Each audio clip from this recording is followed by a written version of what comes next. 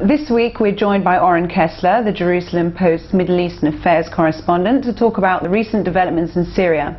Thank you very much for being with us. Sure.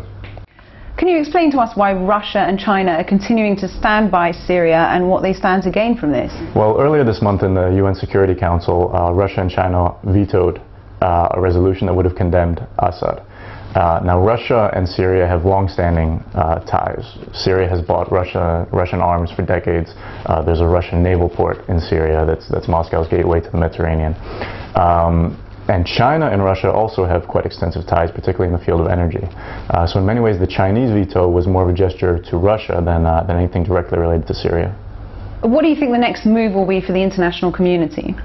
It's difficult to say. There isn't much appetite in the West for military intervention, as we saw in Libya.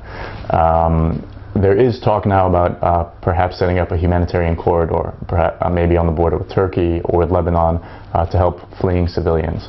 But in terms of boots on the ground or even an air campaign, there's very little appetite at the moment. So if Assad does fall, what kind of regime are we looking at to succeed him? Syria's demographics are quite complex, much more so than Egypt or many other Arab countries. A proper census hasn't been conducted in decades, but it's believed that the Sunni Muslim population is about 60 to 70%. Now, it's unclear within that community how strong the support is for the Muslim Brotherhood and other Islamists.